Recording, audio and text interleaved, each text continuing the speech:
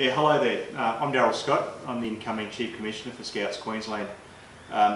So I went through a process for appointment to this role, and I was going to talk a little bit about that and talk a little bit about myself.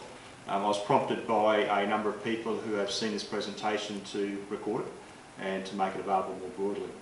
So my background, I'm an electrical engineer. I've worked in electricity utilities in and around electricity utilities for my entire working life, and I've been around the Scouts for a good proportion of that as well.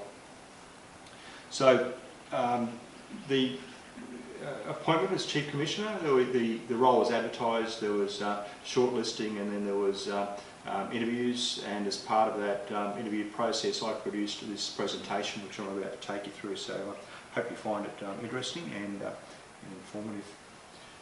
So this slide is just a timeline because the data I provided to the interview committee, there was stuff all over the place, wasn't in a logical sort of format, so I pulled together a timeline. So just if I can talk a little bit about that. So I've been married for 30 years, we've got kids that are 24 and 22.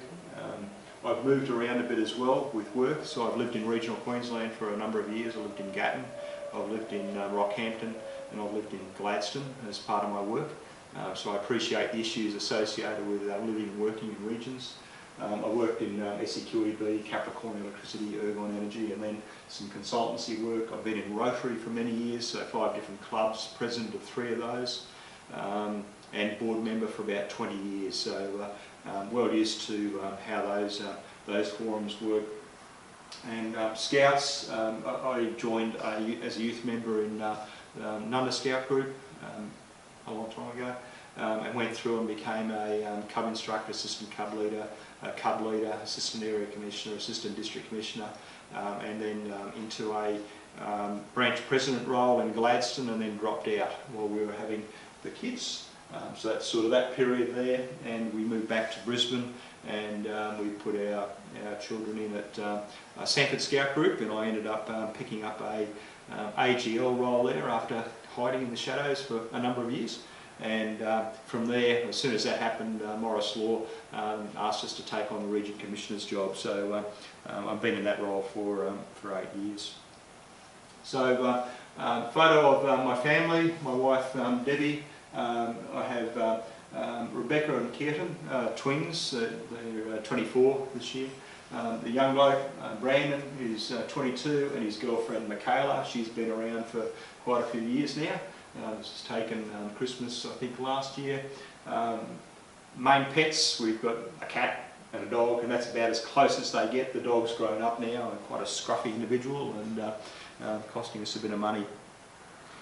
So I do a fair bit outside of scouting, so I have quite a busy life. I've got that's our rig. We've just done 11,000 kilometre tour through Western New South Wales, South Australia, Northern Territory, and Queensland. So the Unidata track, a few other, about a quarter of that distance was dirt, gravel, and Lawn Hill and all those places. So absolutely magnificent. It's called a hybrid camper, quite a fairly heavy but nice unit. I've got an MG, that's it, so I've repainted that and do all mechanical on that, so it hasn't been near a mechanic for many years now. My current project is a 1953 Land Rover, so that's coming along. It's progressed a little bit since that photo, so that's all painted around here, and that's all being galvanised at the moment, so it takes up a lot of time, but I'll get to the point where I can let that sit for a while. I've got birds, so Gullian finches, that's a male Gullian finch, they're a native of Australia, and I've got zebra finches in with them. Got some photos of some cattle, we've actually got cattle. So we live out at Sanford on 5 acres, and we have got a couple of Pole Hereford heifers as our lawnmowers, and we like bushwalking, so we do a lot of national park type stuff. So that's me and the family. Scout-wise, so Nunda Scout Group, I'm in the photo there, back in the a few years ago. This is me as a venturer, with the long hair, with long hair, and part of the Scout delegation that presented to Joe Bielke-Peterson. We used to present an annual Scout report back then. So that's me as a Cub Scout leader with my assistant leader and our kids. We had Peter was in had spina bifida, and that was upstairs. We used to carry him up and down stairs. And don't take photos of myself anymore. This is I've been an acting district commissioner for a number of years with Charles Snow, and this is recent district rally. So lots of colour there and kids doing stuff. So this is a fairly busy slide. But I thought as part of the application process I needed to really explain what my approach to scouting is, because that's what scouting is getting with me taking this, taking on the role of Chief Commissioner. So I'll go through that and just give you a feel for the way I operate. First dot point, in my view the Scout program is as relevant today as it was 100 years ago. So it's been modified a number of times, modernised and so on, but the basic basic concepts are still exactly the same with the patrol system and so on, and I think it is very relevant. And when you look at the data coming out of Brisbane North, you can see there's no uniform trend to say that the program doesn't work. So I believe it does work. The aim and being rebadged as the purpose of scouting, I think, is a unifying concept. It is quite a grand statement, and most of our parents of our youth members don't understand what scouting is about, and I encourage people to look back and think about, reflect on what that aim and the purpose is, and some of the bickering that I hear from time to time between adult members, is that satisfying the aim? Let's get on with it and just deliver for the youth members. Respect the volunteers who deliver the Scout program. They're putting an incredible amount of time in to deliver the program for our youth members. So we've got to respect all of us, all of the volunteers, and myself as a volunteer as well, but we need to respect them. So that's between volunteer leaders and other volunteer leaders, maintain that respect. I believe the group leader is one of the biggest roles in scouting, and we need to continually work on that to streamline our processes and to reduce the workload wherever we can. So there's a few things that we've got that are coming through that will make a big impact on that. Within every Scout role, I believe there's scope for the individuals to personalise things beyond the core of things that must be done the same way. So I would hate to see everybody having to do things in a very regimented way, but that core has to be done the right way, and beyond that you can personalise things. Identify the good ideas and share them amongst peers. So we've done a lot of that within Brisbane North region. So I encourage people to come up with great ideas, but let's get those ideas out and let's share them with other people, so that if there's a way of improving what we do, let's improve it on a broader base. There's many potential members out there in the community. We're just not letting them know about scouting. So it just stuns me that in my work here a couple of years ago, one of the people I was sharing a pod with asked us, were there girls in Scouts now? And I have other people ask me, are Scouts still around? What's happening? We just don't get out there and explain ourselves. And you think about, say, McDonald's and Coca-Cola, they're advertising all the time. We don't do that. We don't have the money to do that. But we've got to find ways of being out there and letting people know that we exist, that we are a vibrant organisation and the world's biggest provider of leadership training for youth members. Next one, with adult appointments, put square pegs in square holes, round pegs in round holes. So tailor the role to suit the individual. So a person, not everybody has got is strong in all areas. So find the areas where they're strong and focus the job in that area, and use somebody else to do some of the other work or to back them up. Don't try and belt a square peg into a round hole. It just doesn't work. Provision of robust technical support will improve the quality of delivery of the Scout program. So we've had a very deliberate approach in Brisbane North where we've got sectional ARCs, we've got 5 districts, we've got sectional district leaders. The sectional ARCs work with the sectional district leaders. The district leaders work with the sectional leaders within each of the groups. And it works, it really does work, and gives us a lot of depth, and it's a great way to provide an alternative role for people that perhaps need a change after working in a section for a long time. Move them into one of the support roles, and that way they can provide their skills across a broader base. Next point is that adults will generally not volunteer freely. People need to be asked. So there is nothing wrong with asking, and a lot of people will take it as almost as an honour to have been asked to do something. So don't be afraid to ask people, particularly parents, ask them to participate in running of the group. Next one, and this is a little bit more about group. Group induction of new parents is a vital means of establishing expectations. So we've got a couple of, or seen some great programs that groups run. One of the groups that I'm familiar with runs a monthly induction meeting. So all new parents that have signed up their children to be a member of Cubs or Cub Scouts or Joey Scouts or whatever, go through that induction program together. There's some great induction packs around as well from groups, and I think it's absolutely vital that we get that message out there and explain what the expectations are. And that leads me on to the next point, which is putting a child through scouting, in my view, is a shared responsibility. So it's not child minding, it's not something where you can drop and go, it's something where you have to do something to help. So I don't have the words here. My view is that every parent should have a job, and it shouldn't be a question of do you want a job to help? It should be which job do you want to do. And again, square pegs, square holes, tailor the job to suit the skills and the time availability of the person. And it means that you share the load in the running of the group, and you don't burn out the people that are trying to do it on their own. And the last one, source a group leader in charge only through the group. So all groups go through a cycle of, they perform very well, and then at some stage people get tired, and then it's time to move on. You have a hole, and there's a crisis meeting to do something about it. We need to get past that. We need to have assistant group leaders in place, people that can take over from the group leader when the group leader is ready to move on. But where there isn't an assistant group leader and the group leader leaves, my view is that it's you really shouldn't be putting a person from the district or from region or wherever into that group to keep the group running. The group has to source the leader in charge themselves, so within their ranks.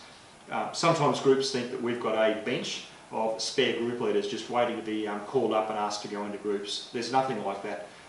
The groups really need to stand on their own 2 feet. So the focus that I gave to the interview committee about if I was successful in taking on the Chief Commissioner's role, I talked about these points. So the first one is supporting delivery of the Scout program through the Scout group as the focal point for Scouting. So I'm absolutely committed to groups being recognised as the way we deliver the Scout program within this organisation. So the groups are absolutely vital to the future of Scouting, and we, branch, region, districts, have to do whatever they can to support those groups.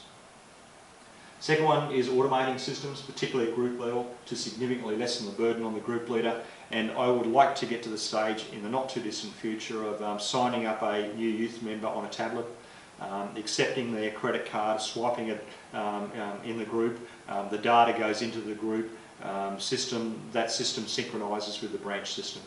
New leader, we sign up on a tablet as well. So we need to get to the point where we're doing that, not just signing a piece of paper and scanning, which is an interim measure, but actually doing it all digitally so that there's no paperwork involved. So that's the future, that's where we've got to get to in the not too distant future. The third dot point is around change resilience. So I've worked extensively in the change area in the electricity industry. So I had a role as Program Director, Business Transformation, and we had quite a few change specialists that work for us. So this concept of change resilience, so understanding what change is about, being able to cope with change is a big business, and I don't think we do that particularly well. We don't explain ourselves particularly well, we don't explain where we're going, we don't look at what the impacts are on people. So we need to do all of that so that we can start to become quite change resilient, and I think this is going to be an ongoing issue with change coming not from within, not just from within, but from outside of the organisation as well. Next one is increasing change transparency through a program office approach to managing change. Again, this is what I've done in business life. I want to get to the point where all change is managed as a project. The project is scoped, and by scoping I mean that we have defined what we want to do, define what the issue is, define where we want to go, what the milestones are, what the deliverables are, what the resourcing is, who the stakeholders are, what degree of consultation are needed, and we publish that document and get it approved We call for people who, expressions of interest from people who want to get involved in the project. I can see the opportunity to pick up on project management skills, change management skills, that sort of thing, doing our Scout stuff. So that's where we need to get to, and we've got a couple of papers circulating already talking about how we're going to do that, and we've started scoping the first of those projects, so you'll see more and more of this. And I think that will aid a lot in that resilience issue when you know what's coming through the system. Next dot point is increasing the ability of members to deal with differing opinions without third-party intervention. It is most unlikely you're always going to have every other person agreeing with you on every single point of your opinion. We need to get to the point where we respect other people's opinion, that we are able to deal with the fact that there's differences of opinion and we get on with life. If everybody believed the same thing and had exactly the same opinion, it would be a boring place. But let's not extend that difference of opinion into conflict. That's my concern. So let's be able to handle those differences of opinion. 3 more to go. Succession planning. In my existing Region Commissioner role, we've done a lot of work on making sure we've got backup. That's what succession planning is. So the group leader should have an assistant group leader, someone who's an understudy, who understands what's going on, who's able to step into their shoes. The district commissioner should have people that are able to step into his or her shoes, same with the region commissioner, same with the chief commissioner. So we need to perhaps even formalise that so that we are bringing people on and developing the capability to lead the organisation in the future. So it shouldn't be seen as a threat to anybody that's in their existing job, but a way of ensuring the future prosperity of Scouting. Next one is reducing the cost of Scouting to both youth and adult members. We are starting to get a little bit expensive. South Australia is heavily involved in the recycling scheme down there, and through that they subsidise membership. So they're down to, I think it's between $30 and $40 a year. That's where I'd love to get us to. So there's a few things in the wind with our commercial negotiations that we're doing, and one of them is with recycling. So you can see a lot of effort going into this to find ways of increasing the cash flow into the branch so that we can subsidise youth membership. And the last point, I've been talking about this for a little while, and that's around unless we take a fairly aggressive approach around our membership, we're going to stay where we are in terms of about 10,000 youth members in the state. So my challenge for Scouts Queensland is to double our numbers in the next 5 years, and that's not hard. It's about a 20% reduction, 20% increase per annum. Compounding will get us there. The area to focus on is retention. We're losing 35% of all our youth numbers in every section every year. So if we focus on that through good programs in particular, I think we will increase our numbers significantly. And I think that in doing that, there's a different skill set needed at group levels and so on, because our groups will need to get a lot bigger to be able to cope with that. So, and that doubling of numbers will give us financially make the branch a lot more viable. So that's the challenge that I put out there for people.